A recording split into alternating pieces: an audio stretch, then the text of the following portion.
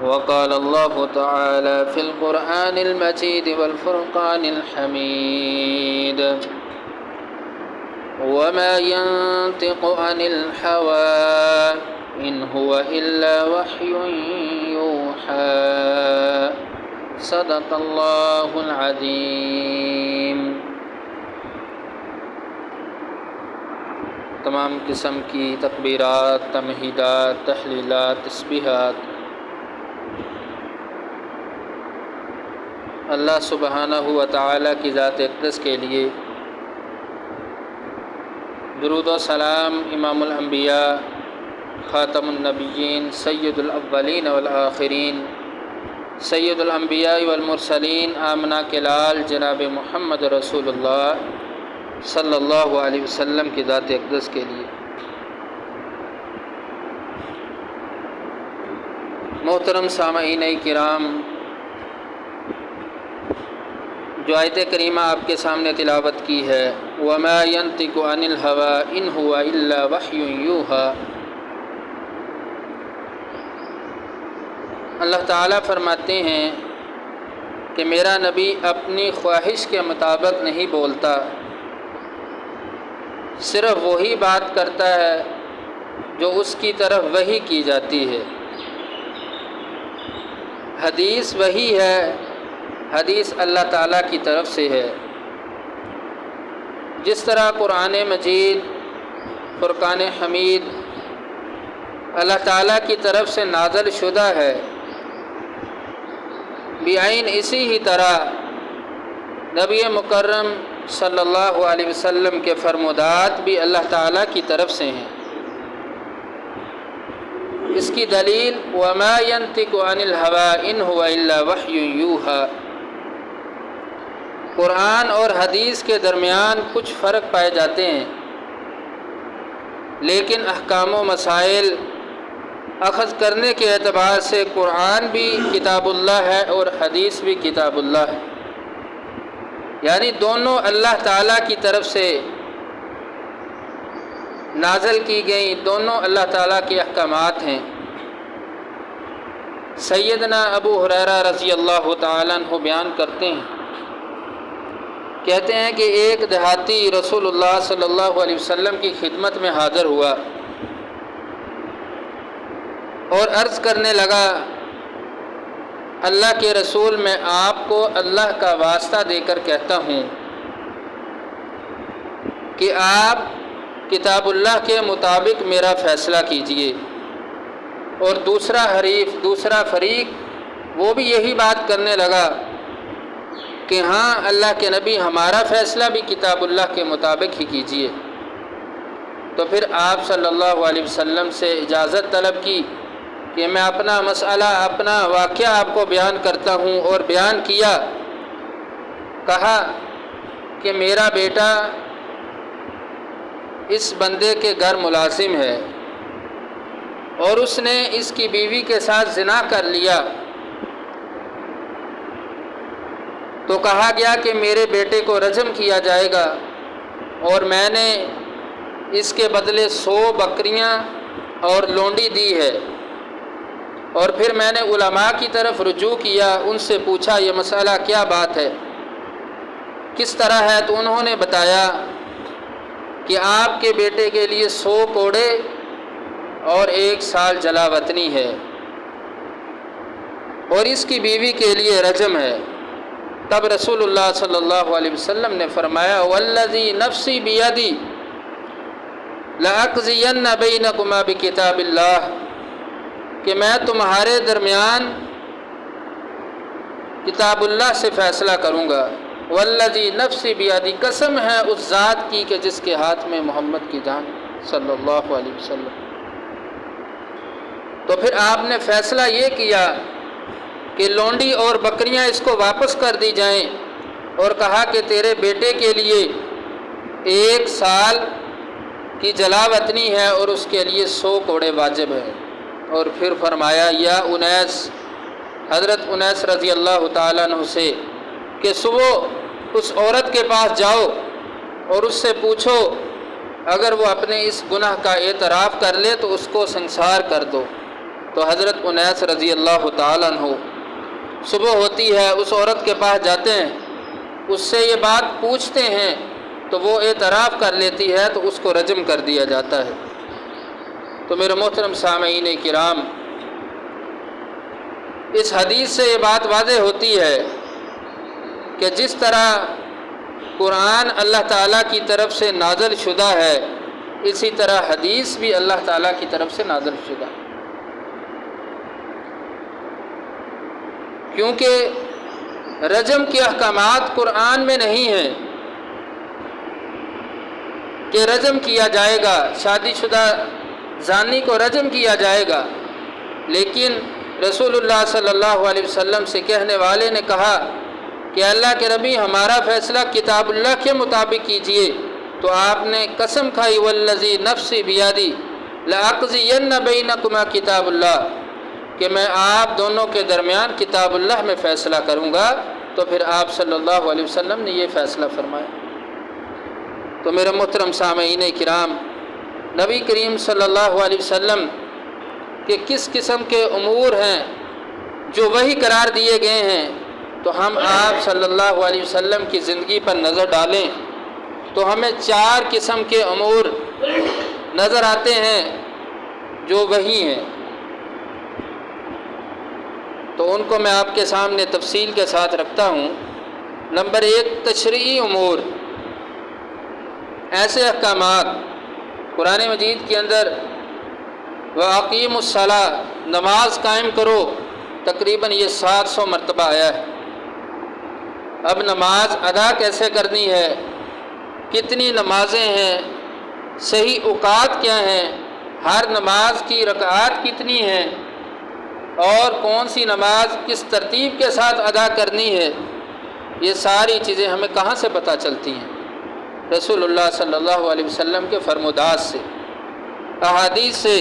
ایسے ہی حج کے احکام دیکھ لیں، احکام و مسائل کہ حج میں کیسے احرام باندھنا ہے، کس وقت باندھنا ہے، طواف کیسے کرنا ہے، یہ ساری کی ساری چیزیں حج کے احکام و مسائل ہمیں احادیث مبارکہ سے پتہ چلتے ہیں۔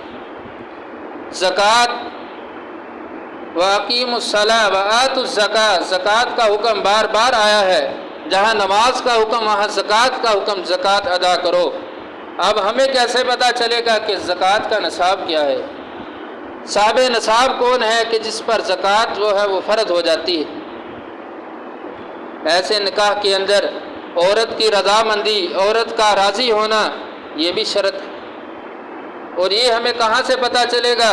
یہ رسول اللہ صلی اللہ علیہ وسلم کے فرمودات سے پتہ چلے گا۔ خلا کے مسائل، طلاق کے مسائل، جنگ کے احکام و مسائل، یہ ساری چیزیں، یہ سارے مسائل ہمیں کہاں سے پتہ چلیں گے؟ ان کا ذکر قرآن میں ہے، لیکن ان کی تشریح کے بارے میں، ان کی تفسیر کے بارے میں جب ہم دیکھتے ہیں تو ہمیں ضرور رسول اللہ صلی اللہ علیہ وسلم کے فرامین کی طرف جانا پڑے گا۔ اگر کوئی بندہ یہ سمجھے کہ میں آپ صلی اللہ علیہ وسلم کی سنت، آپ کے اقوال و افعال سے بے نیاز ہو کر میں ان کاموں کو بجا لاؤں گا، تو یہ ایسا ممکن نہیں ہے۔ قرآن کو ماننے اور قرآن کو ماننے اور جاننے کا واحد طریقہ یہی ہے کہ رسول اللہ صلی اللہ علیہ وسلم کی سنت پر عمل کیا جائے، اور ان امور کا تعلق انسانی بصیرت کے ساتھ نہیں ہے، انسانی سوچ کے ساتھ نہیں ہے، بلکہ یہ ایسے امور ہیں کہ جن کا انتخاب اور جن کو مقرر ایک نبی بھی نہیں کر سکتا، بلکہ یہ وہ امور ہیں جو بذریعہ وحی کے ذریعے رسول اللہ صلی اللہ علیہ وسلم پر اللہ کی طرف سے نازل ہوئے۔ وہ وحی آپ کی طرف القاء ہو، فرشتے کا انسانی شکل میں آنا ہو، وہ کسی طریقے سے وحی ہو، یہ وہ امور ہیں، وہ احکامات ہیں جو رسول اللہ صلی اللہ علیہ وسلم پر اللہ نے وحی فرمائی۔ تو اس سے پتہ چلا کہ حدیث کی اتباع کرنا یہ ایک مسلمان کے لیے ضروری ہے۔ جس طرح قرآن اللہ کی طرف سے نازل شدہ کتاب ہے، اسی طرح احادیث مبارکہ، احادیث یہ بھی اللہ تعالیٰ کے احکامات ہیں۔ تدبیری امور، نمبر 2، یہ وہ امور ہیں جو بطور مشورہ، جس طرح اللہ تعالیٰ نے تاکید سے آپ صلی اللہ علیہ وسلم کو اس بات کا حکم دیا کہ اپنے صحابہ کے ساتھ مشورہ کیا کرو، اور اب مشورے کے اندر انسان آزاد ہے، لیکن اس کی تاکید کی گئی ہے، اور یہ حکم ہمارے لیے بھی ہے۔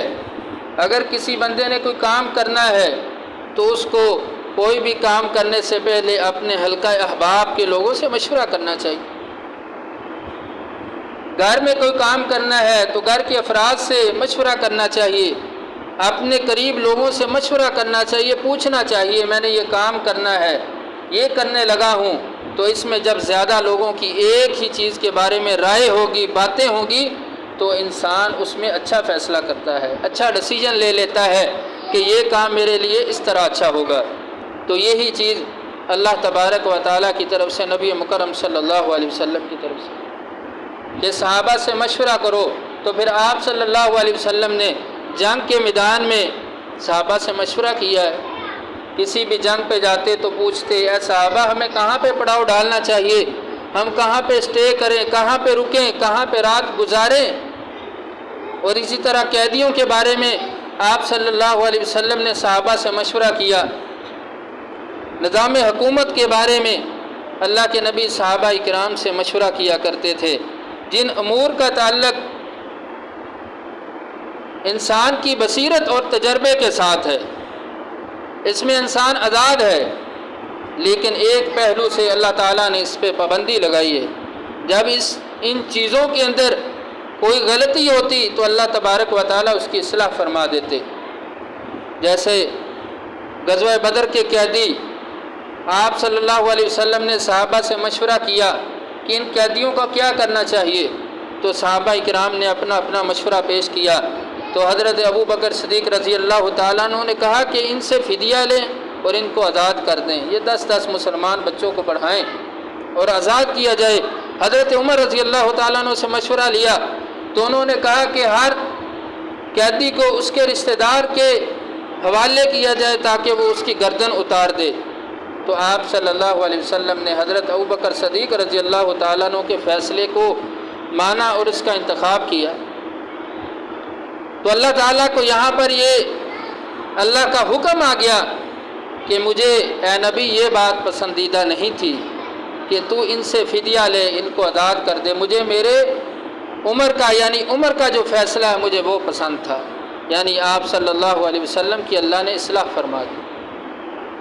تو یہ ہے تدبیری امور۔ اسی طرح اجتہادی امور وہ ہوتے ہیں کہ کوئی بھی مسئلہ پیش آتا ہے تو اس کو احادیث کی طرف لے جاتے ہیں، احادیث سے حل کیا جاتا ہے۔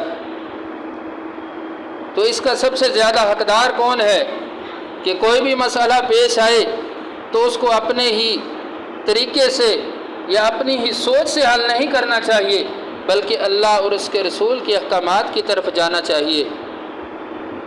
فَإِن تَنَازَعْتُمْ فِي شَيْءٍ فَرُدُّوهُ إِلَى اللَّهِ وَرَسُولِهِ، تمہارا کوئی بھی مسئلہ ہو تو اس کو اللہ اور اس کے رسول کی طرف لوٹا دو۔ قرآن کہتا ہے، ایک عورت اللہ کے نبی علیہ الصلوۃ والسلام کے پاس آئی، کہنے لگی اے اللہ کے نبی، یا رسول اللہ، میرے باپ پر حج فرض تھا لیکن وہ مر چکا ہے، تو آیا کہ اب میں اس کی طرف سے حج کروں؟ تو آپ صلی اللہ علیہ وسلم نے فرمایا کہ اگر تیرے باپ پہ قرض ہوتا تو آیا کہ تو وہ ادا کرتی؟ تو اس نے کہا ضرور ادا کرتی۔ تو آپ نے فرمایا تو اپنے باپ کی طرف سے حج کرو۔ یہ ہے اجتہاد۔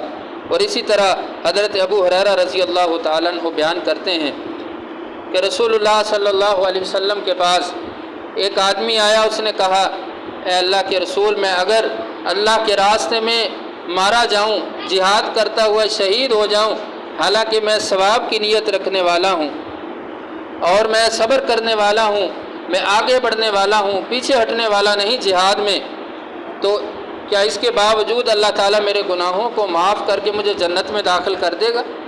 تو آپ صلی اللہ علیہ وسلم نے فرمایا ہاں۔ وہ بندہ چلا گیا تو رسول اللہ صلی اللہ علیہ وسلم نے پھر اس کو بلایا اور کہا کہ اگر تمہارے پاس تم کسی کے مقروض ہو، قرض دار ہو، تو تمہارا قرض معاف نہیں کیا جائے گا۔ یعنی حکم آپ نے اس کو بتا دیا تو اللہ تعالیٰ نے فوری جبرائیل علیہ السلام کو بھیج کر اس فیصلے کے اندر ترمیم کر دی کہ اگر مرنے والا مر جائے تو اس پہ قرض ہو تو وہ معاف نہیں ہوتا جب تک اس کے ورثاء ادا نہ کرے۔ تو رسول اللہ صلی اللہ علیہ وسلم جب جنازہ پڑھانے لگتے تو پہلے پوچھتے کیا یہ قرض دار تو نہیں، اس نے کسی کا قرضہ تو نہیں دینا؟ اگر کسی نے دینا ہوتا تو صلی اللہ علیہ وسلم اس کا جنازہ نہیں پڑھاتے تھے۔ تو یہ ہیں اجتہادی امور۔ یہ سارے امور ہمیں کس بات کی طرف لے کے جاتے ہیں کہ رسول اللہ صلی اللہ علیہ وسلم کے فرمودات، جس طرح قرآن بھی اللہ کی طرف سے نازل شدہ ہے، اسی طرح یہ احکامات حدیث بھی اللہ تعالیٰ کی احکامات ہیں۔ اور نمبر 4، وہ امور جو طبعی امور ہیں جن کا تعلق انسان کی زندگی، اس کے روزمرہ بول چال، خوراک، پوشاک اور دوسرے معاملات کے ساتھ ہوتا ہے، اس میں بھی انسان آزاد ہے۔ لیکن اللہ تعالیٰ ایک پہلو پر اس انسان پہ پابندی لگاتے ہیں۔ اب کسی نے گوشت کھانا ہے، کسی نے سبزی کھانی ہے، کوئی دال کھائے، کچھ بھی کھائے، اس کے لیے وہ آزاد ہے۔ شریعت اس کو پابند نہیں کرتی کہ وہ کیا کھائے، لیکن جس پہلو سے پابند کرتی ہے وہ یہ ہے کہ اس کو حلال کا کھانا چاہیے، وہ جو بھی کھائے حرام کا نہیں ہونا چاہیے۔ ایسے ہی لباس کے بارے میں، لباس پہنو لیکن مرد عورت کا لباس ایک دوسرے سے مشابہت نہ کرے، عورت اپنا سطح ڈھانپ کے رکھے، اس پہلو سے شریعت نے پابند کر دیا ہے۔ ایسے ہی کھانے کا طریقہ، جو بھی انسان کھانا چاہے کھا سکتا ہے، حلال کھائے۔ اور کھانے کا طریقہ رسول اللہ صلی اللہ علیہ وسلم کے فرمودات سے ہمیں پتہ چلا۔ کھانا کھانے سے پہلے ہاتھ دھونے، پھر بسم اللہ پڑھنی، اور کھانا اپنے آگے سے کھانا ہے، اور جتنی ضرورت اور طلب ہے اتنا کھانا کھانا ہے، برتن کو صاف کرنا ہے۔ یہ احکامات، یہ طریقہ رسول اللہ صلی اللہ علیہ وسلم کے فرمودات سے ہمیں پتہ چلا۔ تو میرے محترم سامعین کرام، یہ سارے احکام و مسائل جو آپ کے سامنے رکھے، ان سب کا ذکر قرآن میں نہیں ہے۔ اگر کسی مسئلے کا قرآن میں ذکر ہے تو اس کی تفصیل موجود نہیں، اس کی تشریح موجود نہیں، تو ہمیں اس بات سے پتہ چلتا ہے کہ جیسے نماز پڑھنی ہے، نماز کا حکم ہے وَأَقِيمُوا الصَّلَاةَ وَآتُوا الزَّكَاةَ، زکوٰۃ کا حکم ہے، نماز پڑھو، زکوٰۃ ادا کرو۔ لیکن یہ کام کرنے کیسے ہیں، نماز کتنی پڑھنی ہے، کیسے پڑھنی ہے، طریقہ کیا ہے، یہ ساری چیزیں ہمیں جاننے کے لیے، اس کی تشریح اور تفسیر کے لیے ہمیں رسول اللہ صلی اللہ علیہ وسلم کے فرامین کی طرف جانا پڑے گا۔ تو یہ بات ہمیں سمجھ آئی کہ جو بندہ حدیث کا منکر ہے وہ بندہ قرآن کا بھی دراصل منکر ہے، قرآن کا بھی انکار کرنے والا ہے۔ تو آپ صلی اللہ علیہ وسلم کی احادیث کو دیکھیں تو اس کی 3 اقسام ہمارے سامنے آتی ہیں کہ آپ صلی اللہ علیہ وسلم کی احادیث 3 طریقے سے تھی۔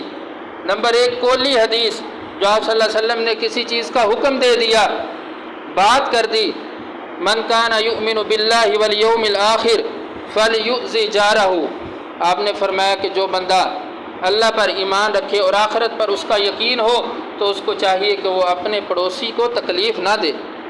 من کان یؤمن باللہ والیوم الآخر فلیکرم ضیفہ، جو اللہ پر ایمان رکھتا ہے، آخرت کے دن پہ یقین رکھتا ہے، تو اس کو چاہیے کہ وہ اپنے مہمان کی مہمان نوازی کرے۔ من کان یؤمن باللہ والیوم الآخر فلیکن خیرا او لیصمت، اور جو بندہ اللہ پہ ایمان رکھتا ہے اور آخرت کے دن پہ یقین رکھتا ہے، اس کو چاہیے کہ جب بھی بات کرے خیراً، اچھی بات کرے، اگر اچھی بات نہیں کر سکتا او لیصمت، تو اسے چاہیے کہ وہ خاموش رہے۔ یہ ہے قولی حدیث جو رسول اللہ صلی اللہ علیہ وسلم نے اپنی زبان سے بتا دیا کہ آپ نے ایسے کرنا ہے۔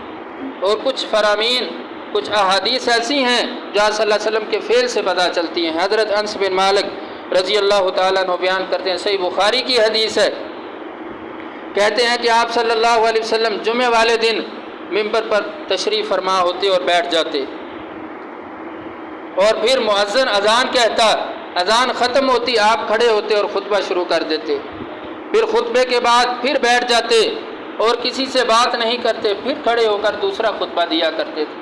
یعنی یہ ایک صحابی آپ صلی اللہ علیہ وسلم کے عمل کو بیان کر رہا ہے کہ آپ صلی اللہ علیہ وسلم کیسے کیا کرتے تھے۔ یہ بھی حدیث ہے۔ اسے فعلی حدیث کہا جاتا ہے، اور ایسے تقریری حدیث وہ ہوتی ہے کہ جو رسول اللہ صلی اللہ علیہ وسلم کے سامنے کوئی کام کیا گیا لیکن آپ صلی اللہ علیہ وسلم نے اس پہ خاموشی اختیار کی۔ اس کی دلیل غزوہ احزاب کے بعد رسول اللہ صلی اللہ علیہ وسلم نے وہ یہود کے قبائل جنہوں نے شرائط کو توڑا تھا، بنو قریظہ، اللہ کے نبی نے حکم دیا اپنے صحابہ کو کہ جلدی کرو اے صحابہ، تم نے عصر کی نماز بنو قریظہ میں جا کے ادا کرنی ہے۔ تو صحابہ کرام جلدی سے چل پڑے اور نماز عصر کا وقت راستے کے اندر ہو گیا۔ اب صحابہ کے دو گروہ بن گئے۔ کچھ صحابہ کہنے لگے کہ اللہ کے نبی کا فقط یہ نظریہ تھا کہ ہم جلدی جلدی جائیں، اور آپ کی سوچ نہیں تھی کہ ہم نماز ہی نہ پڑھیں، وقت ہو چکا ہے، ہمیں نماز پڑھنی چاہیے۔ اور کچھ صحابہ کہنے لگے کہ اللہ کے نبی کے الفاظ یہ تھے کہ تم نے نماز بنو قریظہ قبیلے میں جا کے پڑھنی ہے۔ کچھ نے نماز وہیں پڑھ لی اور کچھ نے نماز نہیں پڑھی، صرف یہ سوچ کر کہ اللہ کے نبی کا حکم ہے کہ بنو قریظہ میں پڑھنی ہے۔ نماز کا وقت گزر گیا، کہا کہ عشاء ہو جائے، ہم نے نماز عصر وہیں پہ جا کے ادا کرنی۔ تو صحابہ کرام کے یہ دو گروہ ہو گئے، کچھ نے نماز پڑھ لی، کچھ نے بنو قریظہ میں جا کے نماز پڑھی۔ اور یہی واقعہ رسول اللہ صلی اللہ علیہ وسلم کے جب سامنے آیا تو آپ نے کسی کی نفی نہیں فرمائی، یہ نہیں کہا کہ جنہوں نے راستے میں پڑھی انہوں نے نافرمانی کی ہے، اور جنہوں نے وہاں پہ جا کے نماز پڑھی بنو قریظہ میں وقت گزرنے کے بعد ان کی نماز نہیں ہوئی، بلکہ آپ نے خاموشی اختیار کی۔ تو اس سے پتہ چلتا ہے کہ کوئی کام جو رسول اللہ صلی اللہ علیہ وسلم کے سامنے کیا گیا آپ نے خاموشی اختیار کی، تو یہ بھی احادیث ہے۔ تو میرے محترم سامعین کرام، پھر اگر کوئی نام نہاد مسلمان یہ بات کرے کہ میں صرف قرآن کی حجیت کا قائل ہوں، صرف قرآن کو مانتا ہوں، حدیث کو نہیں مانتا، جبکہ یہ قرآن جس مبارک ہستی کے قلب اطہر پر نازل کیا گیا ہے، اسی قرآن میں یہ حکم ہے کہ اس نبی کی بات کو مانا جائے اور اس نبی کی اتباع کی جائے۔ اور میں یہاں تک یہ بات کہوں گا کہ قرآن کو سمجھنے کے لیے صاحب قرآن کی بات کو ماننا اور اس کے مطابق عمل کرنا پڑے گا۔ اگر ہم نے قرآن کو سمجھنا ہے تو جس کے قلب اطہر پر، جس نبی پر قرآن نازل ہوا ہے، اس کے فرمودات کو دیکھنا پڑے گا۔ تو یہ ساری باتوں کا خلاصہ یہی ہے کہ جس طرح اللہ تبارک و تعالیٰ کی طرف سے قرآن نازل شدہ ہے، اسی طرح احادیث مبارکہ جو ہیں یہ بھی اللہ تعالیٰ کی طرف سے نازل شدہ احکامات ہیں۔ اور جو بندہ اصل میں حدیث کا انکاری ہے، کہتا میں حدیث کو نہیں مانتا، مجھے ہر بات قرآن سے چاہیے، تو وہ بندہ دراصل قرآن کا بھی انکار کرنے والا ہے۔